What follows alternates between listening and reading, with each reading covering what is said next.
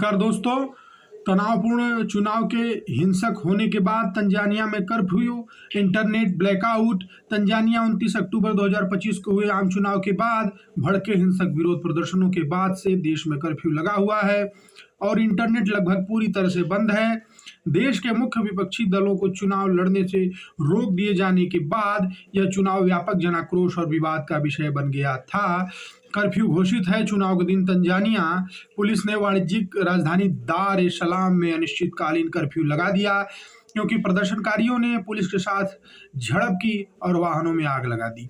स्थानीय समय अनुसार शाम 6 बजे शुरू हुआ कर्फ्यू सेना द्वारा लागू किया गया है, जिसने दार ए सलाम और उसके आसपास सड़कों पर अवरोधक लगा दिए हैं। 30 अक्टूबर को विरोध प्रदर्शन देश के अन्य भागों में फैल गया, जिसमें मेबिया और टुंडुमा शहर भी शामिल थे, जिसके कारण पुलिस और सेना को भारी सुरक्षा बल तैनात करना पड़ा।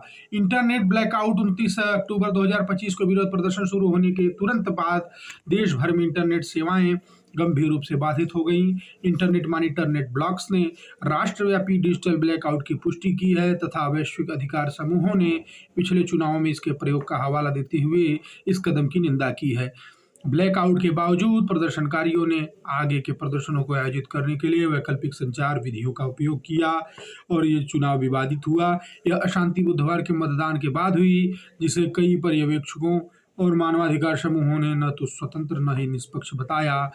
स्वतंत्र राष्ट्रीय चुनाव आयोग द्वारा राष्ट्रपति सामिया सुलूहू हसन के 2 सबसे बड़े प्रतिद्वंदियों को अयोग्य घोषित किए जाने के बाद उनकी जीत की व्यापक उम्मीद थी। अयोग्य ठहराए गए लोगों में मुख्य विपक्षी दल चाडेमा पार्टी को आचार संहिता पर हस्ताक्षर न करने के कारण तथा दूसरी सबसे बड़ी पार्टी एसीटी वजालेंडो पार्टी को तकनीकी कारणों से अयोग्य ठहराया गया। मुख्य विपक्षी नेता टुंडू लिस्सू वर्तमान में राजद्रोह के आरोप में जेल में हैं, जिसे उनकी पार्टी राजनीति से प्रेरित बताती है।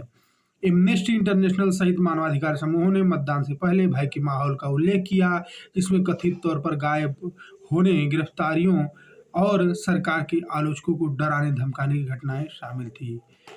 सौजन्य से अल जजीरा एवं अन्य न्यूज चैनल।